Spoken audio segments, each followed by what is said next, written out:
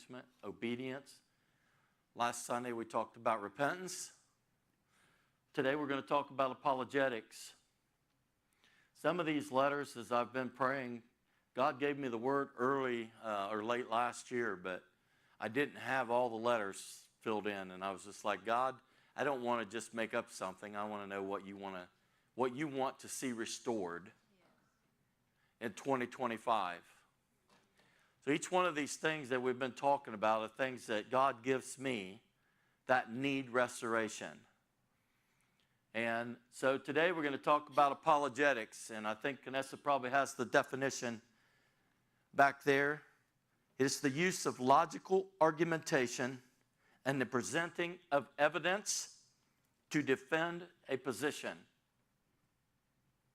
The use of logical argumentation and the presenting of evidence to defend a position. Not all evangelism is apologetic, and but all apologetics should be evangelistic. So there'll be people in your life that you may not necessarily have to show evidence to or really support positions to defend your faith in God. Some people will come to Christ just on their understanding of God, and many times on your testimony. And many times you can just share the love of God with people. You may not have to go into a great deal of apologetics to help them understand God. So not everybody you have to share apologetics with, but apologetics should be all about evangelism. It's about defending, not simply defending my opinions, but it's defending and showing the evidence for my faith in God. Can you show evidence of your faith in God? Can you explain to people how life began? In many people's minds, there's not a lot of science and evidence to back the Bible or to back God. So what I want to help you with today is help to restore apologetics in your life. That is to be able to have a logical argumentation and show evidence to defend your position. How many of you would like to have that? All right. So how can we become good apologists for God? I'm going to give you a few ways. First of all, earn the respect of the believer or the unbeliever by not being a hypocrite. Just so you know, though, I may share a whole message on this. Christians are not the only hypocrites. Some atheists are hypocrites. They say they have evidence of evolution or natural selection, but there is no evidence of evolution or natural selection. So that's hypocritical to say I'm focusing on the evidence, when in reality, you're not focusing on the evidence. You understand? People at Walmart can be hypocrites. Well, I'm not going to church because it's full of hypocrites. Well, Walmart's full of them. Right? The gas station's full of them. The workplace is full of them. Every person on the earth is hypocritical at one time or another in their life. In other words, if you preach to people about how important it is to be honest, but you're a habitual liar, that's hypocritical, right? Well, how many of you know that doesn't just affect Christians? There's a lot of people like that. So, earn the respect of the unbeliever by not being a hypocrite. Strive to live a pure and holy Christian life so that people can see, not just by the evidence, but by your life, that there's God, there is a God and He is real. Respond as a Christian. Many Christians don't respond as Christians. They're arrogant. They're condescending. And many times they're quarrelsome. There's no point in arguing with somebody about something. You can share your faith and share the evidence for your faith without being condescending or arrogant or quarreling. In other words, if you're talking to a person in the workplace who believes in evolution, instead of saying to all your coworkers, this moron thinks he's descended from a garden slug, you could say, could you explain to me the evidence that you have to support your claim that evolution is a fact? Do you see the difference? So respond in a Christian way, by not being arrogant or condescending or quarrelsome, and not arguing with people, but just sharing the truth and sharing the facts and the evidence for God. Be kind and gentle, loving and respectful. That goes a long way in helping people believe in God. Right? You can make a clear defense in the gospel and to the gospel without taking it personal. Sometimes Christians take things personal when people don't believe in God.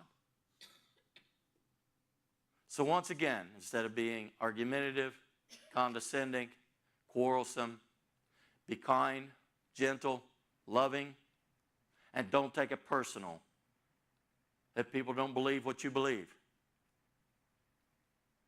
Amen? Realize that every unbeliever is made in the image of God.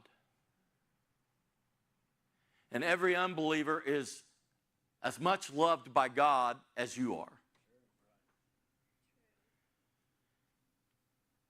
Well, sometimes Christians come across as though they're above everybody else. Just understand, your role as a Christian is to model Christ.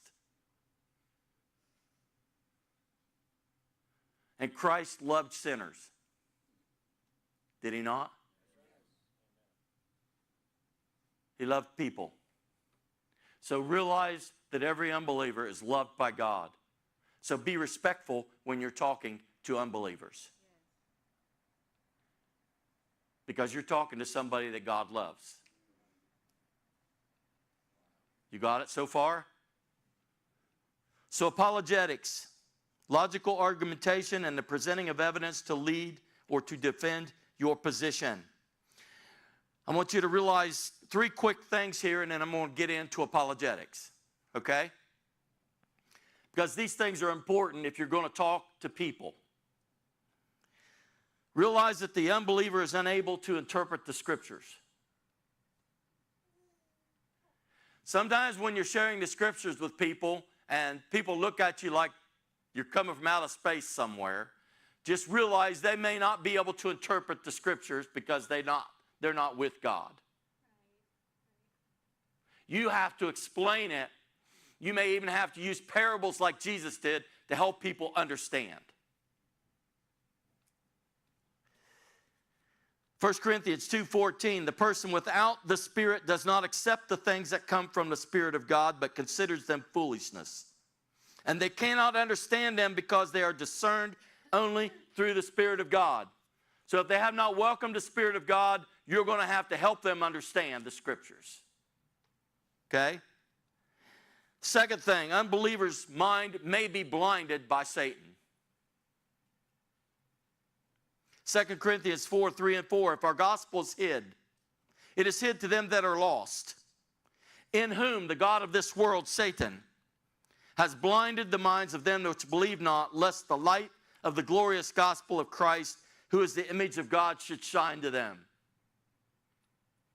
So realize not only can the unbeliever may not be able to understand the scriptures, their mind may be blinded. They've been deceived by the God of this world. That's where you have to pray. Usually when I'm going out witnessing or soul winning, I always start by praying. God, the people I'm going to talk to today, I'm asking you right now to open up their eyes. Remove the blinds that Satan has attempted to put on their life and their minds. Help them be able to comprehend and see the light of your gospel. It's always good to start with prayer when you're talking to people that don't know Christ. And pray that God removes the blinds from their eyes. The third thing, the unbeliever may know the truth about God, but willingly suppress it. There are some people who know about God, but they absolutely refuse to accept it. Romans chapter 1 talks about people like this. Chapter 1, verse 18 and 19. The wrath of God is being revealed from heaven against all the godlessness and wickedness of people who suppress the truth by their wickedness. Since what may be known about God is plain to them.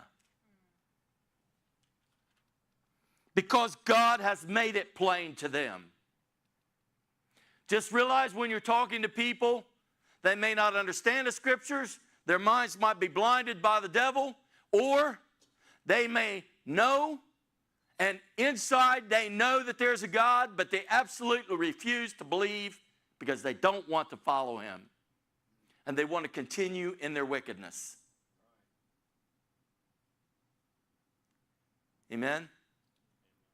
Have you ever done that? Have you ever known the truth, but you purposefully resisted because you didn't want to do it? Sometimes we suppress the truth. Now God says you can look at the heavens and the wonderful creation of God, and even the heathens that have never been told about God are without excuse.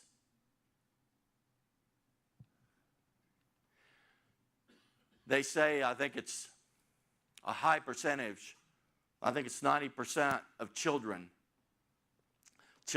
automatically, when they're young, believe in God, a creator of something, of everything.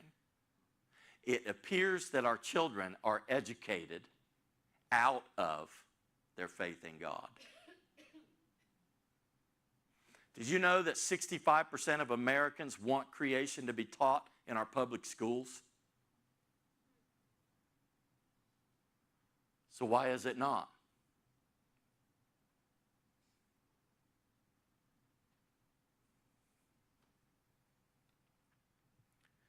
Because the atheists have taken over our school systems, our colleges, and they are preaching as fact their belief in no God. But in reality, there is no fact. And I'm going to prove it to you. If you're able to be here, we're going to probably have about 4 or 5 of these messages. We're going to start today here. I just wanted to give you a little bit of an opening there to help you understand that many people who don't believe in Christ, we have to help them. And we have to know and understand the truth ourselves and know how to share the truth of God with people. The Apostle Paul said that we should not be ignorant, that we should study to be approved to God so that we don't have to be ashamed when we're talking about God to people. Many Christians are content to sit back and be spoon-fed from the pastor, but they don't want to study and they don't want to learn things themselves so that they can not be ignorant. And then many people don't share the gospel because they don't feel like they know. Well, if you don't feel like you know, then learn. It's probably the most important thing that you could learn in your life. Right? You agree? So get busy. I'm going to give you some resources today, but I'm going to share a few things with you. First of all, I'm going to do a statement made by Richard Dawkins. Faith is the great cop-out, the great excuse to evade the need to think and evaluate evidence. First of all, that is a hypocritical statement. Because Richard Dawkins is accusing people, Christians, people of faith, of using faith as a cop-out to evade the need to think or evaluate the evidence. As we go down through this series, I'm going to show you that the evidence is all A-L-L on the side of God. And not on the side of evolution.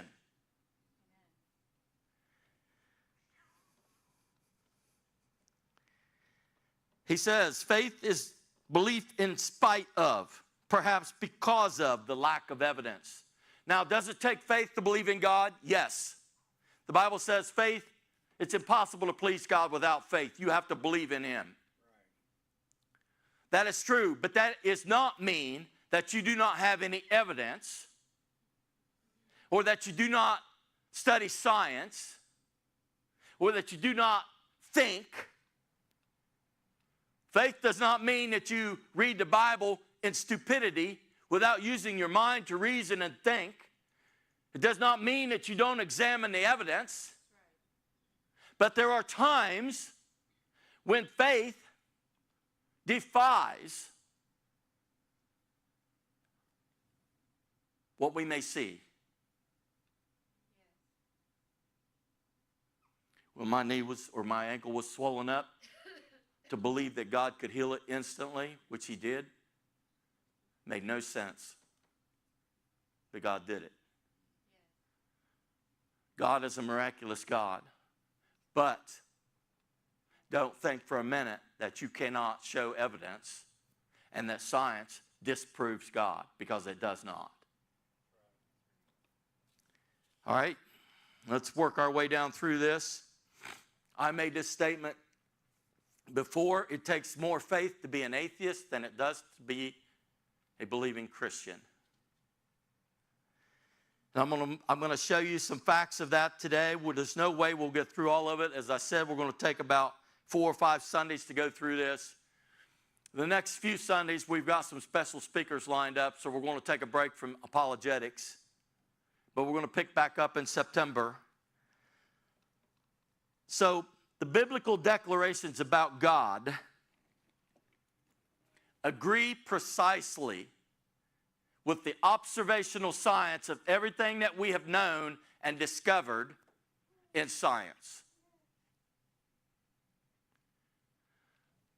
Creation, reproduction, life in the blood, DNA, it all supports God and His Word, not evolution. In the early days, science was based upon physics, astrophysics, chemistry, biology, mathematics. And did you know that nearly all of our early scientists were theists? They believed in God. Nearly all of our early scientists focused on the observational evidence of science. Okay, you say evolution happens, show me. With observational science of one example of a change of kinds. They cannot. Today, science has been taken over by atheists. They call it science, but it's not science. It's founded on the unproven and unprovable assumption of atheism. It remains a science of speculation, unsupported by evidence, with one predetermined goal. Most of the scientists, or many of the scientists today, I'm not even going to say most, but many in our colleges, schools, they have one predetermined goal, and that is to prove there is no God. Rather than looking at the evidence and saying, let the evidence lead me to the truth, they look at the evidence with a goal to disprove God so that they can continue on living their life without God. Does this make sense to you? How many of you know you can't be unbiased if you already have predetermined what the outcome is going to be? And many scientists today have that one goal. I don't care what the evidence looks like. I've got to prove somehow that there's no God. I want you to remember this. Are you paying attention? True science is observational science. We can test something and see how it works, and we can see with our own observations that this is a law. We can jump off a building and prove that there is a law of gravity. It's observational science. Atheism, evolution is not observational science. Well, Pastor, I disagree with you. Well, I'm going to show you. Okay, I'm going to go through a few things real quickly this morning. First of all, if you want to pick up a good book that will help you with apologetics, this is a book that I've been reading. It's Cosmos Creator and Human Destiny, written by David Hunt. So if you get a chance, pick that up on Amazon or wherever you shop and read it so that you will have a good foundation on how to support the evidence for God. Throughout this message, there's going to be a couple things I'm going to quote from this book, and I'm going to start right now. Okay, my first point. Evidence of the beginning. You have two choices. Can you guys say two? Hold up two fingers. Good, you're all right there with me this morning. Two choices. Either the universe brought itself into existence from non-existence. In other words, either the universe created itself, the stars, the galaxies, human life, all the species of life, either the universe created it all by itself from nothing, or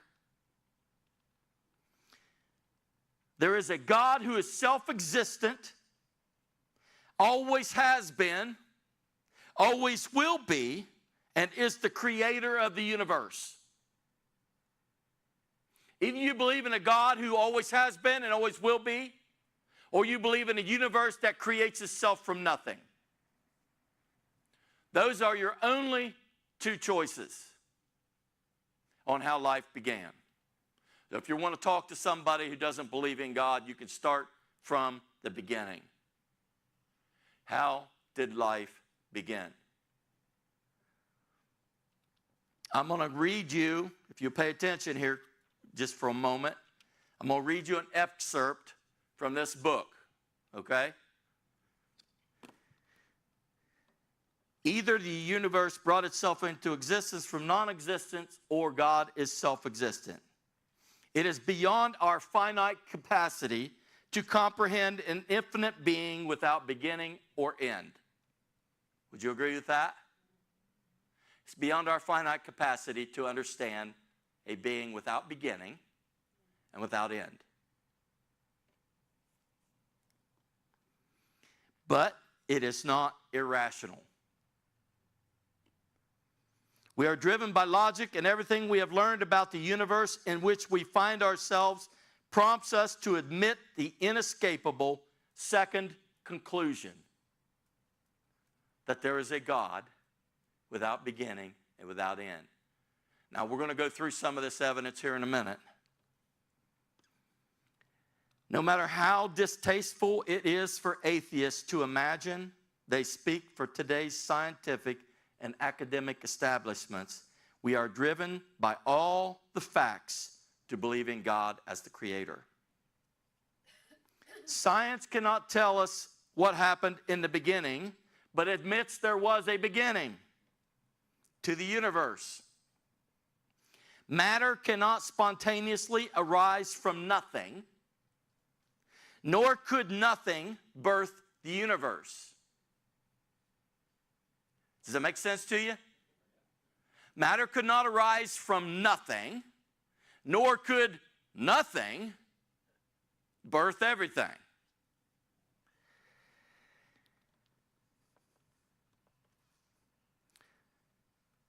Something even more incredible is what the atheists offer.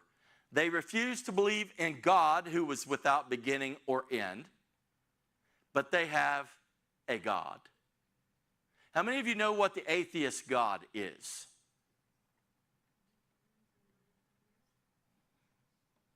Here's some good answers. Their God is energy. Energy that operates by natural selection. Okay, now reason with me. We're going to use your mind and logic this morning. In order for energy to be the God of the universe, it must have all the qualities of the God of the Bible.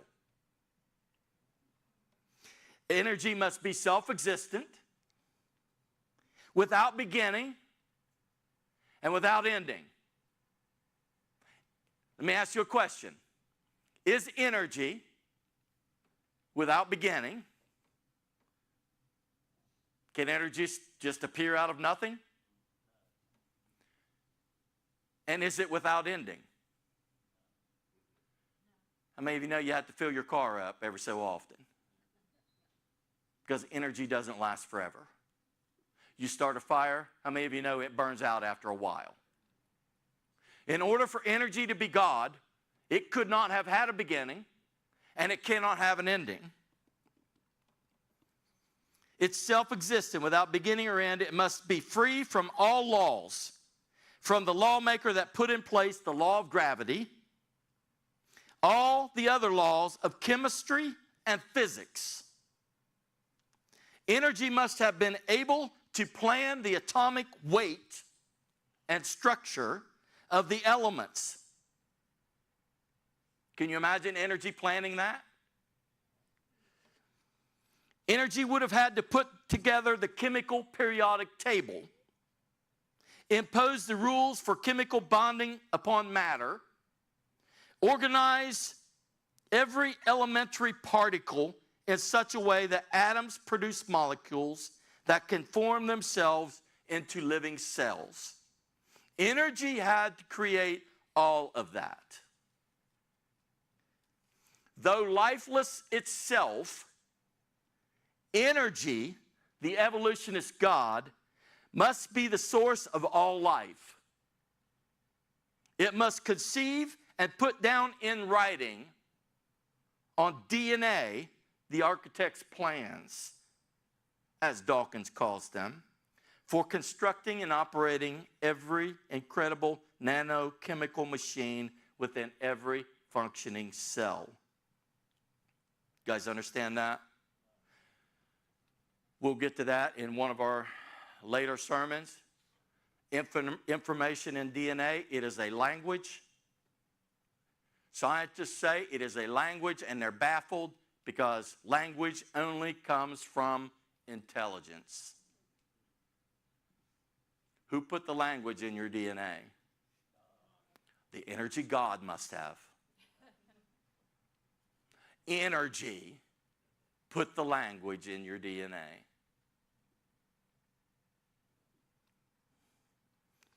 Energy had to put the information and complexity which surpasses human understanding, programmed into a space smaller than an invisible speck of dust.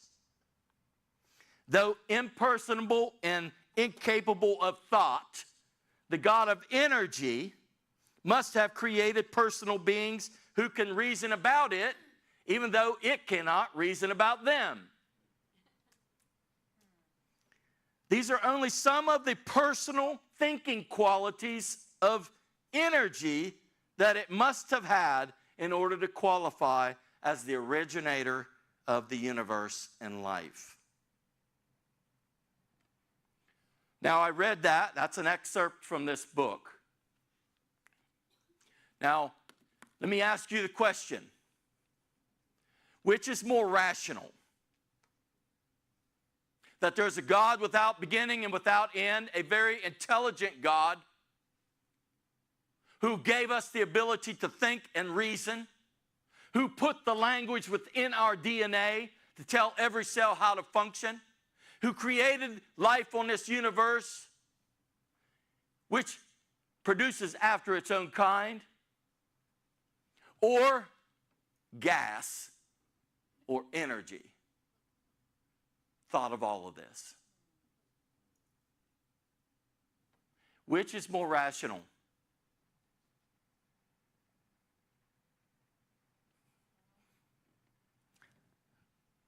I'm not a brilliant person, but I can see that God, who created everything, who has intelligence,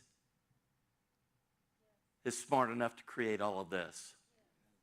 More than some gas or energy that created everything that we see. Evidence from the origin of life. Number 2. If you would like copies of this message, by the way, just ask me and I will send you some. How does life originate? Atheists reject the claim that God created everything. All they can say is that life somehow began spontaneously. They call that spontaneous generation. Somehow life just spontaneously erupted. Spontaneous generation. Atheists don't like to talk about the origin of life. What they like to do is they like to start with life and try to prove to you that things evolve. They don't want to start from the beginning. How did life start in the beginning? If energy is your God, where did energy come from? How did energy put the language in my DNA? They don't like to talk about that. They like to start with life and say, well, it must have evolved. It must have spontaneously generated somehow out of nothing. It would be like somebody giving you, like me having somebody give me $999,000. And then me bragging about how easy it was to become a millionaire because all I had to do was make another 1,000. You see, they don't want to solve the 999,000 problems before. They want to start with life and somehow try to prove that, well, maybe over millions and billions of years, it must have spontaneously erupted somehow.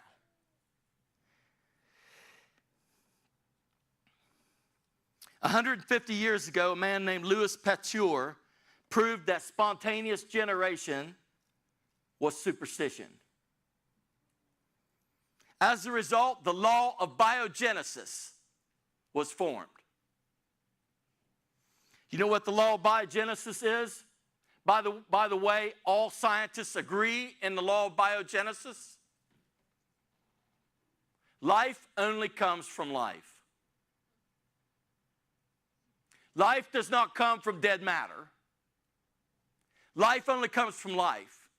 Now, evolutionists tried to prove with all their might that God is not real, that life can come from dead matter. So they took a bunch of dead matter, they put it into a tube, they hermetically sealed it, and they waited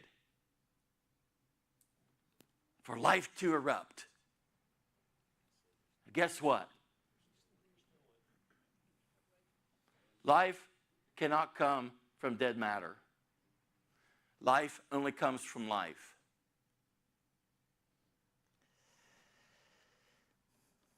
Has it ever been shown that there's even one exception to the law of biogenesis?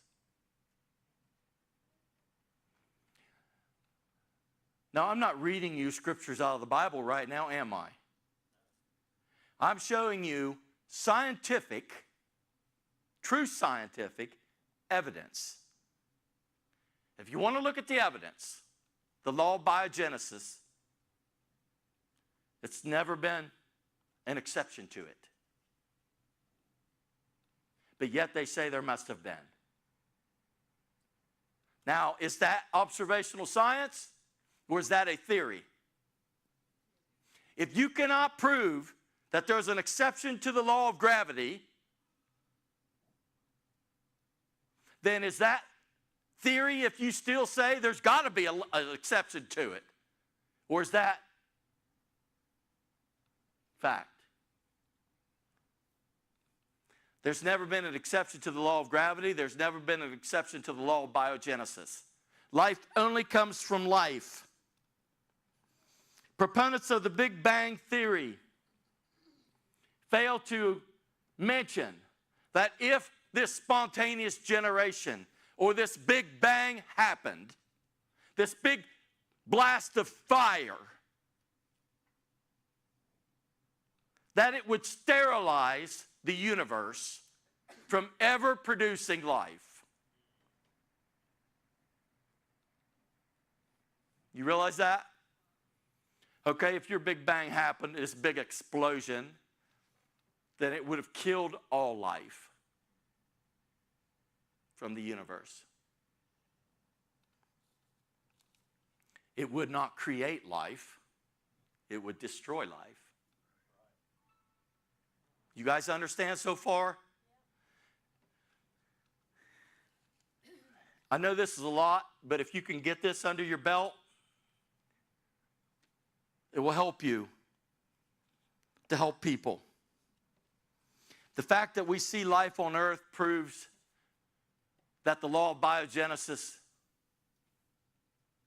is true. The life comes from life. When we look at the earth and we see the life on the earth, we know that it could not have came from a big bang or an explosion. Okay? The law of biogenesis, life only comes from life. Genesis chapter 1, verse 1. In the beginning, God created the heavens and the earth. Life only comes from life. Genesis 1:1. Intelligence only comes from intelligence. Language doesn't come from a pile of dirt. Right? It comes from intelligence. Number 3, evidence from the stars. Estimates vary that there are between 100 and 500 billion other suns in our galaxy. Between 100 and 500 billion other suns in our galaxy. The Milky Way. And estimates are that there are up to 1 trillion other galaxies. Much larger than ours. Can you see the magnitude of the universe? It's hard to fathom, isn't it? And it all was created from nothing. It just formed itself.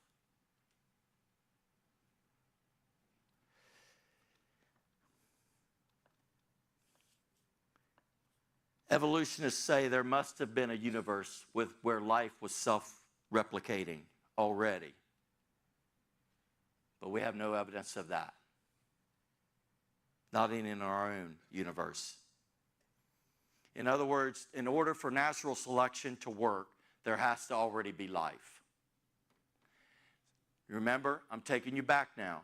They don't want to talk about the beginning because they have no beginning.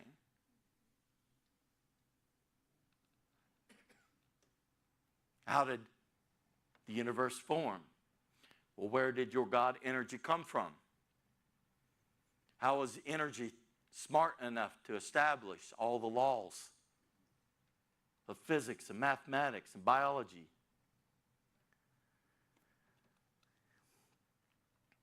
Atheists reject the miracles of the Bible, by which we have hundreds and thousands of examples that have been fulfilled accurately with 100% accuracy with eyewitness accounts. They reject those miracles, but they believe in their own miracles. Atheists say, I don't believe in miracles, but they must believe in miracles. They believe that energy formed all by itself with no creator. They believe that life came from nothing, from dead matter, which we have no proof of, no evidence for. So don't say you don't believe in miracles, because if you're an atheist, you believe in miracles.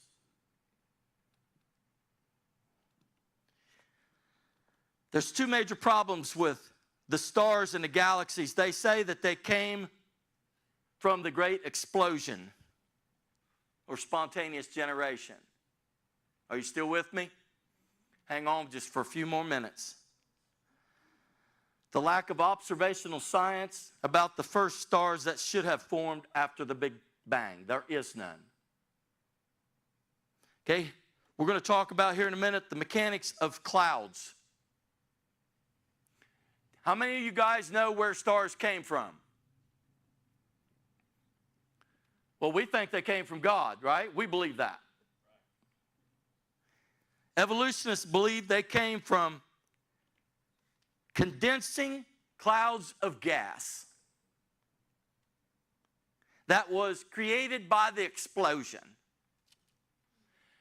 Condensing clouds of gas, if you can picture a cloud of gas, they say it condensed. Okay, well, science tells us the gas does not condense, it expands. Problem number one, right? Gas doesn't condense into a matter, into a solid form, it expands. Well, they say a star nearby must have exploded and forced the gas to all compile together into a star. Okay, so if stars come from clouds of gas, then where did the other star come from that caused this cloud to be turned into a star? So which came first, the clouds of gas by which stars are made, or the stars that it takes to make clouds of gas? Does this make any sense to you guys? It don't make no sense to me at all. It's like, which came first, the chicken or the egg? Well, we know the star had to come first. God created it complete. Just like the man and the woman was created complete. God didn't start with an embryo. He started with a mature parent. You can't evolve from an embryo to a mature parent without a mature parent to create the embryo.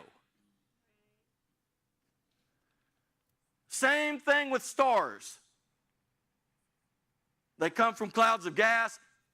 Science says it expands. Well, there must have been a star nearby that explodes that forced it into a clump and to make another star. Lord, have mercy. These people are supposed to be smart.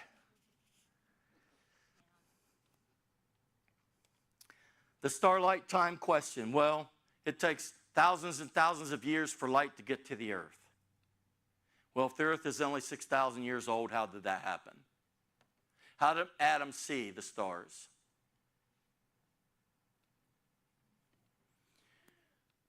Once again, either nothing created everything or God created everything. Now, when God created Adam and Eve, did he make them the size of little Theo back there? No, he made them mature people. When God created the trees, was it a little acorn in the ground that God planted and waited 100 years for an oak tree to sprout? Or did God create the mature tree? Same way with space. The same God who created the mature parent, the mature tree, the animals, the species of animals, the bugs and the birds and the fish of the sea, created them all instantly mature, could have very easily instantly created the universe and made it possible for that light to be seen by Adam on his first day on earth. Because the same God that created Adam and the stars in the universe is the one who created the speed of light and the speed of sound and gravity. You understand that? So God created everything mature and complete.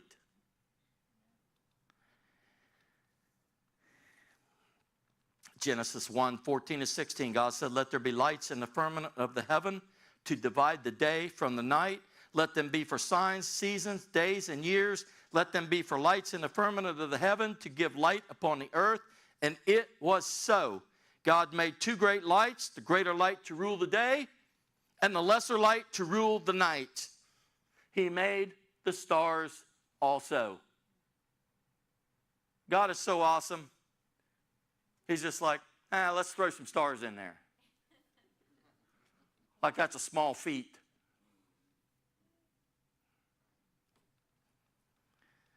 Now, once again, either you believe in the clouds of gases that expand, but in this case, the stars exploded to force them together, but it takes the stars to make the clouds of gas, so either you believe that, or you believe that God created the heavens and the earth, the moon and the sun and the stars.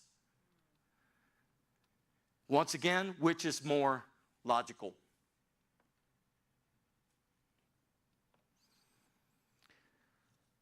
The last thing I'm going to talk about is the evidence from a single cell.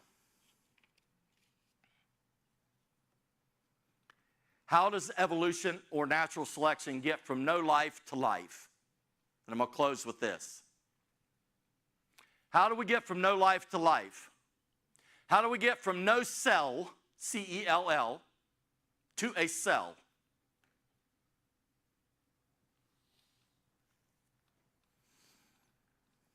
I don't know if Vanessa was able to pull this up, but the probability of a single protein molecule. Now, one single protein molecule arising at random is one chance in one followed by that many zeros. One random protein molecule forming by itself, one in one with 43 zeros. That's one protein molecule. You know how many protein molecules are in one cell?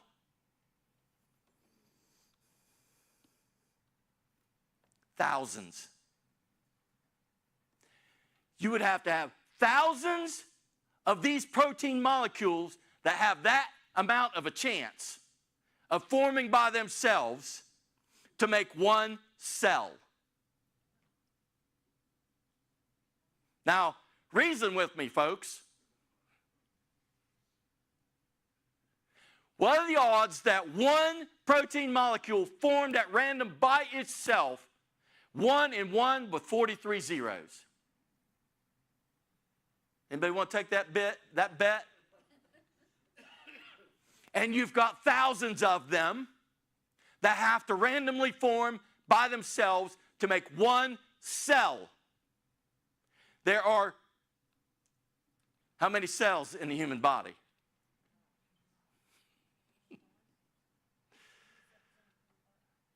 If I remember right, it's 100,000. It might be a trillion. I can't remember. I'll have to get that information for you. I forget some of this stuff. There's so much. But one cell has thousands of those protein molecules. So can you see there's no chance, and you know what, that that's ever going to happen? Right? So no cell to a cell, how do we get there? No life to life, it cannot happen.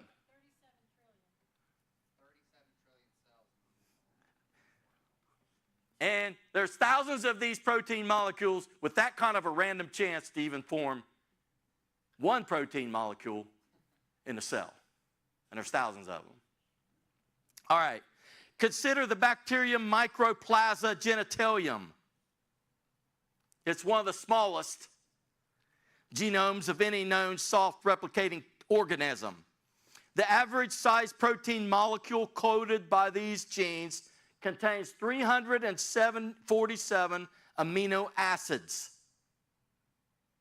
That's one protein molecule in this genome, has 347 acids. The probability of random formation of one protein molecule is 1 chance in 1 with 451 zeros.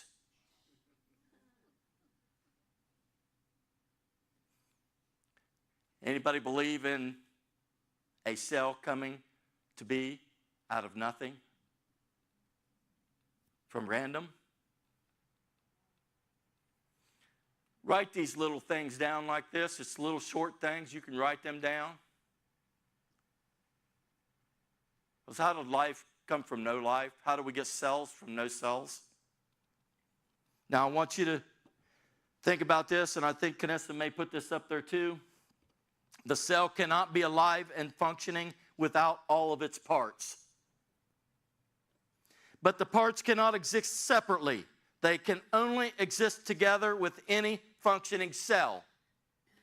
So the cell cannot, by natural selection, improve upon itself one protein at a time, because natural selection does away with anything that doesn't work. Are you guys listening? So how did the cell evolve with all those random chances that are impossible? How did it start to build upon itself to where it was 95, let's just say it got 95% complete, and all those zeros and odds are just, it happened, okay? Billions of years ago it must have happened. Let's just say it did, and it got all the way up to 95% complete cell. Will the cell function? Even if 95% of the cellular machinery were in place and ready to go, it would in fact be 100% useless, because cells will self-destruct in a process called apoptosis. If by natural selection this cell managed to get all the way up to 95% of the protein molecules needed, it would be 100% useless, because cells self-destruct if they're not complete. Now, let me ask you a question again. What is more reasonable? What lines up with the evidence? God as a creator of life, who created life. Life came from life. Do we have proof of that? Yes. Do we have any proof that life can come from dead matter?